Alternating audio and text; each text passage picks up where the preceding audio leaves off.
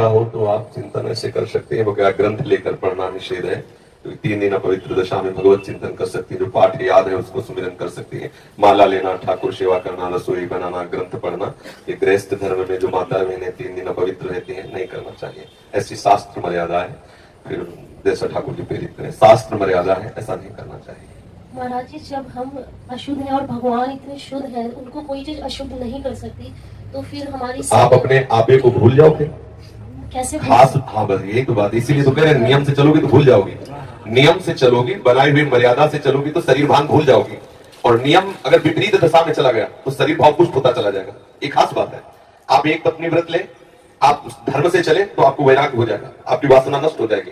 दवा अगर नियम से खाओगे ना, रोग नष्ट हो जाएगा। और आप व्यभिचार करें, चाहे जितना करते चले जाए, आपकी वासना बढ़ती चली जाएगी, आपकी गंदगी बढ़ती चली जाएगी। ये नियम है वही चेष्टा। लेकिन एक पत्नी व्रत ले, धर्म पूर्वक चले तो आपको वैराग्य हो जाएगा। कितने ऐसे गृहस्थ हैं जो वैरागी हैं, पति पत्नी दोनों घर में रहते हुए भी ब्रह्मचर्य हैं। और कितने ऐसे कि देखो बोले कितने साल, बोले 90 साल के, तो बोले क्या पूरा जीवन हो गया, खाक बटोरते हैं काम, वही के वही खड़े। सब सुलझने की बात है।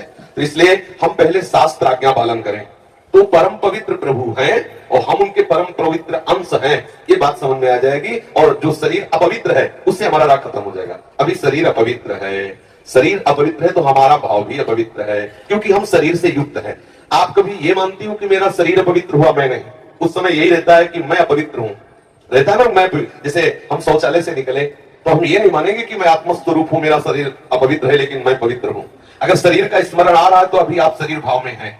और जिन महापुरुषों को छूट गए पड़े रहते हैं अद्भुत स्थिति में, भगवान उनके साथ खेलते रहते हैं। उस स्थिति तक पहुंचने के लिए हमें तर्क छोड़कर शास्त्र आज्ञा पालन करना पड़ेगा। शास्त्र की कृपा से, गुरु आज्ञा की कृपा से वो स्थिति आ जाती है जब शरीर भाव से ऊपर उठ के फिर क्या, फिर तो कोई परेशानी नहीं। चाहे लघु शंका की पड़े, चाहे शौच के पड़े हो, शरीर अपवित्र है लेकिन वो परम पवित्र प्रभु में रमण कर रहा है। अभी हमारी दशा ऐसी नहीं है। हमारा शरीर हमें मैं करके दिखाई दे रहा है, नहीं दिखाई दे रहा। शरीर की भूख मेरी भूख, शरीर की मांग मेरी मांग, शरीर का कष्ट मेरा कष्ट आ रहा है ना। बस इस राग से छूटने के लिए शरीर को सिद्धांत में बांध दो। तस्मात् शास्त्रम प्रमाणन्ते, कार्यों में क्या करना है क्या नहीं करना, इस शास्त्र के अनुसार चलो तो शरीर का राग खत्म हो जाएगा। इसका परिणाम होगा शरीर से राग खत्म हो जाएगा। आप पवित्र रहिए तो आपको शरीर से वैराग्य हो जाएगा।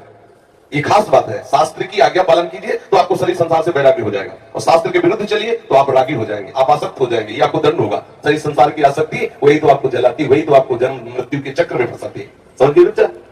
अच्छी, जब हम भगवान के लिए प्रसाद नहीं बना सकते, उनको भोग नहीं पवा सकते बच्चा, इसीलिए इस शरीर से घृणा करनी है। धिक्कार है ऐसे शरीर को जो प्रिया प्रीतम से बिलक करता है, तभी तो शरीर से राग खत्म होगा। ये अपवित्र शरीर जो हमें प्रभु की सेवा से छुटवा दे, ऐसे शरीर से क्या राग करना। धीरे धीरे शरीर के प्रति हे भाव हो जाए। जन्म मृत्यु जरा व्याधि दुख दोषानुदर्शनम, भगवान ने गीता जी में कहा, शरीर के प्रति हे भाव होने लगता है। क्या बलमूत्र का भांड है, छोड़ो इससे राग। धीरे धीरे धीरे वो अपने स्वरूप में स्थित हो जाए। अभी इतना ममत्व है शरीर में, कोई ऐसे छूले तो एकदम ऐसा नहीं होता। तुमने हमें ऐसा कितना अपना मैं बद है। अगर हम ठीक सिद्धांत से चलेंगे तो हम बहुत जल्दी लाभ प्राप्त कर लेंगे।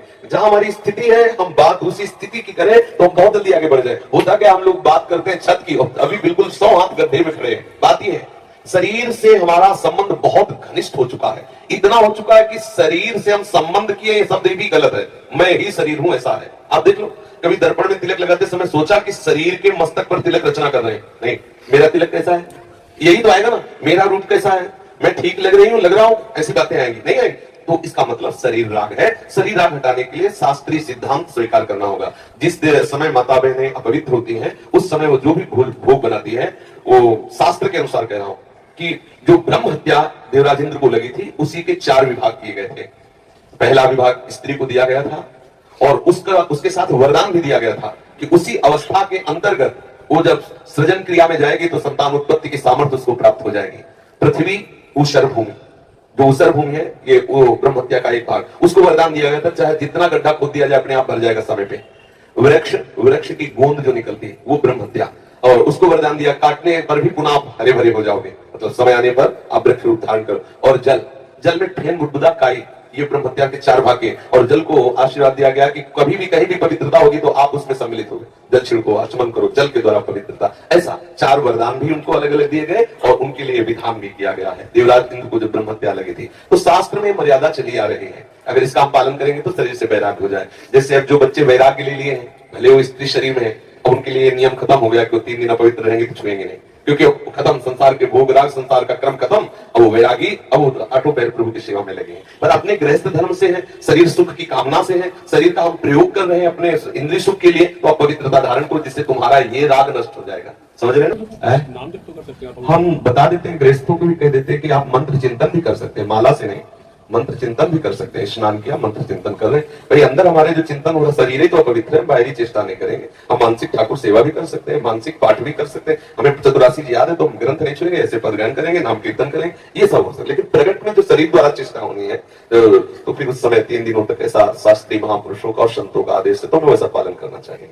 किन अवस्था में शरणागति मंत्र ले सकते हैं और नहीं ले सकते? हाँ, शरणागत मंत्र के लिए वैसे हमने बताया है कि शौचालय में और बाथरूम में हम मंत्र ना जपे, पवित्र होकर के आचमन आदि करके फिर मंत्र जप करें। और जैसे हम अपवित्र दशा में जैसे ट्रेन आदि में यात्रा करते हैं, सोच गए उन्हीं कपड़ों से, उन्हीं बात, फिर नाम जप करें, मंत्र जप न करें। मंत्र में थोड़ी पवित्रता की आवश्यकता है, नाम जप करें। जब हम पवित्र हो तब मंत्र जप करें, और अगर आप पवित्र हैं तो हर समय फिर जप सकते हैं, केवल शौचालय और लक्षण का छोड़कर। दिनचर्या में अपने जैसे रसोई पकाते हुए घर के काम, बिल्कुल बिल्कुल मंत्र जप सकते हैं। मानसिक हाँ चलते फिरते बिल्कुल बिल्कुल कर सकते हैं, बिल्कुल कर सकते हैं, उत्तम बात है।